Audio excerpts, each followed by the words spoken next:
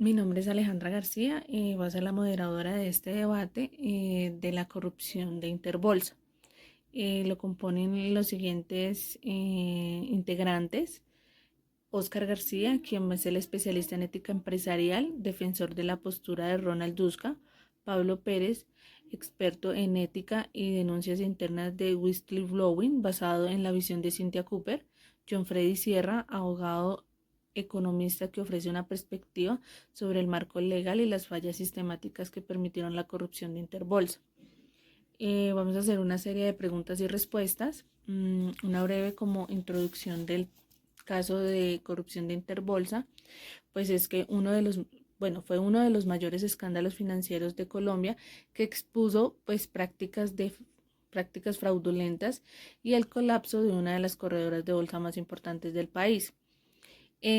Lo analizaremos desde una perspectiva ética, utilizando las teorías de Ronald Duska, que cuestiona la lealtad corporativa, y Cynthia Cooper, conocida por su papel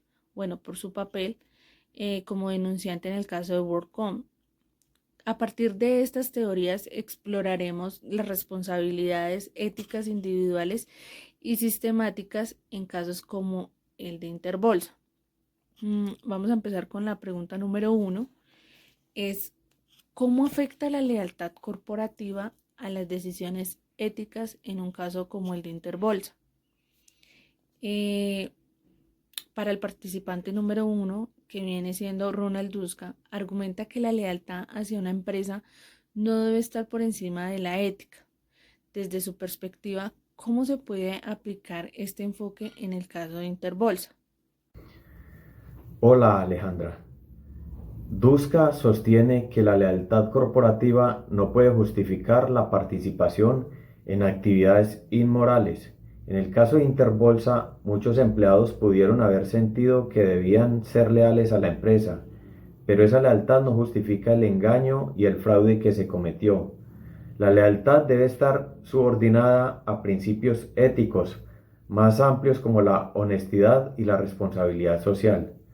Desde una perspectiva ética, analizando el rol del revisor fiscal en el caso de Interbolsa, se podría decir que le faltó integridad, ya que es uno de los principios éticos fundamentales en cualquier profesión financiera, especialmente para un revisor fiscal.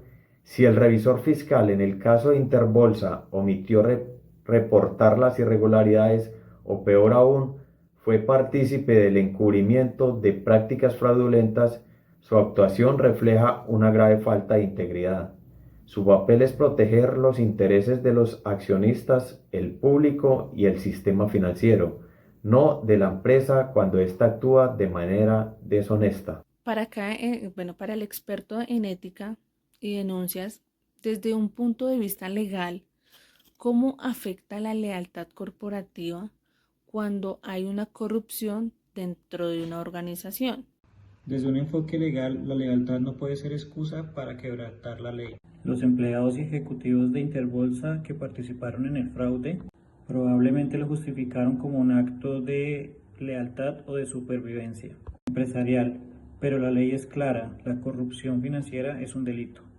En última instancia, la lealtad debe alinearse con las normativas legales y éticas.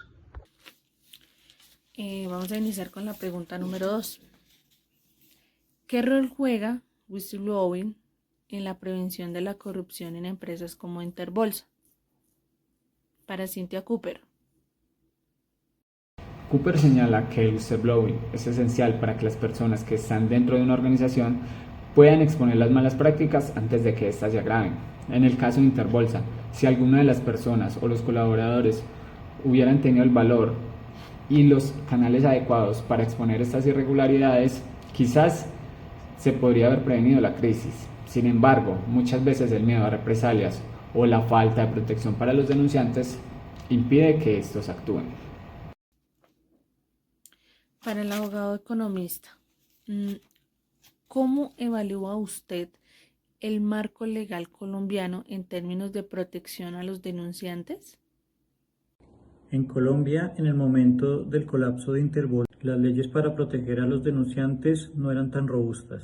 A pesar de que existen ciertos mecanismos, no hay una cultura suficientemente sólida que promueva el whistleblowing sin miedo a represalias. Esto crea un dilema ético para los empleados. Denuncian actos corruptos, pero temen perder su empleo o ser marginados. Pregunta número 3. ¿Qué dilemas éticos surgen cuando las empresas priorizan los beneficios sobre los principios éticos?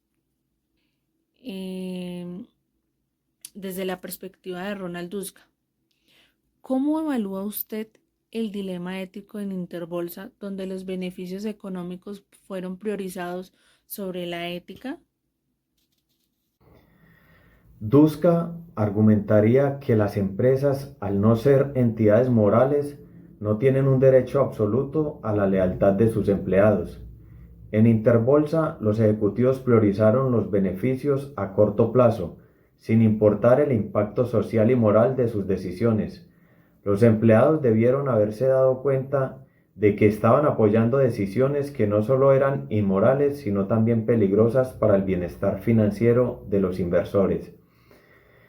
El revisor fiscal falló de manera ética y profesional en varios aspectos cruciales.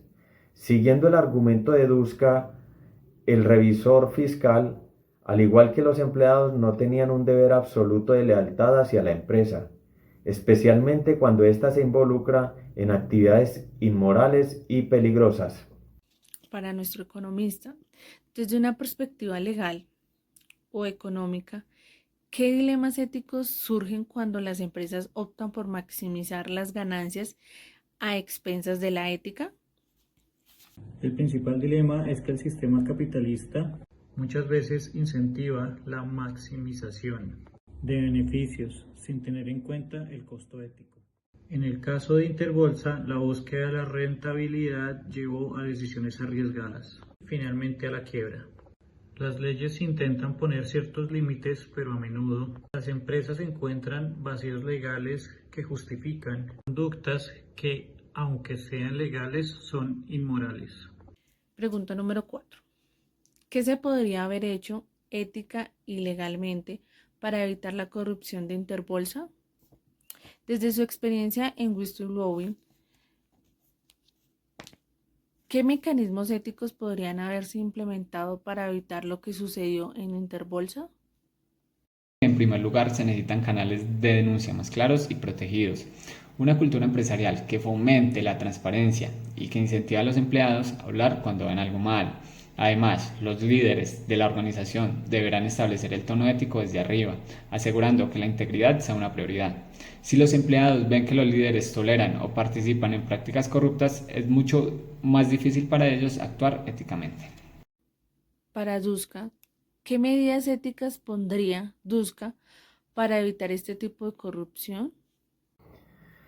Duska argumentaría que las empresas, al no ser entidades morales, no tienen un derecho absoluto a la lealtad de sus empleados. En Interbolsa, los ejecutivos priorizaron los beneficios a corto plazo, sin importar el impacto social y moral de sus decisiones.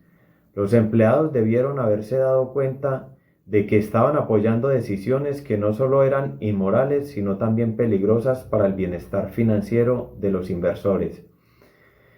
El revisor fiscal falló de manera ética y profesional en varios aspectos cruciales.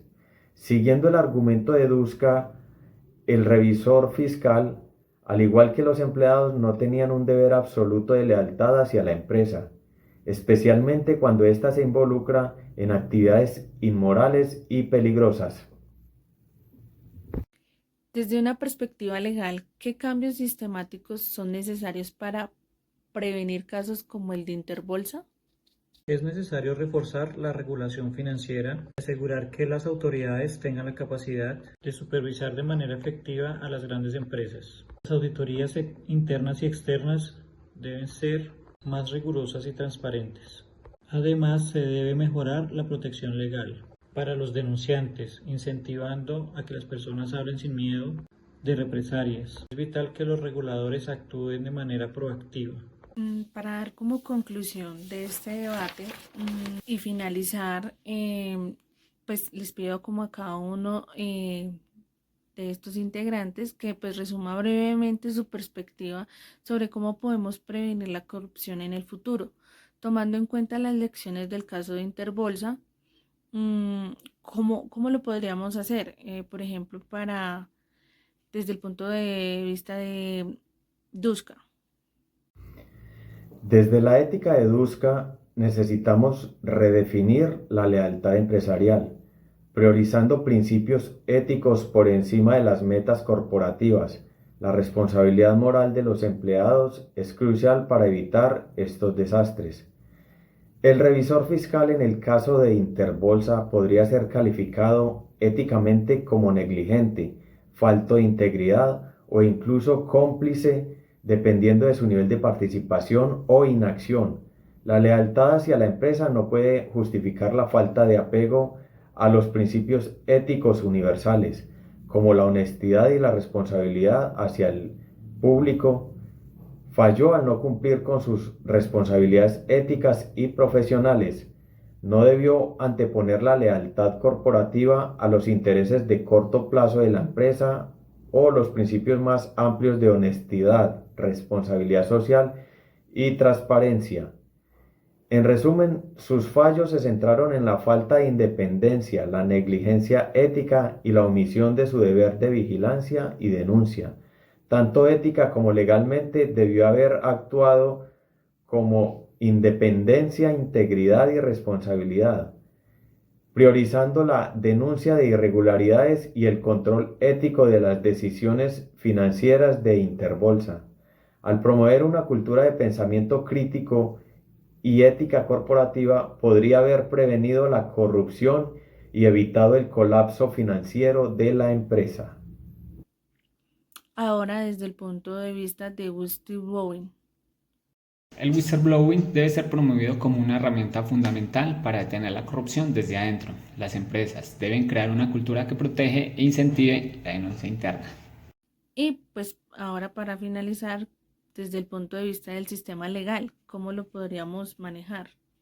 El sistema legal y financiero debe reformarse para cerrar los vacíos que permiten las prácticas corruptas. Además, necesitamos más transparencia y regulación, protección adecuada para los que denuncian.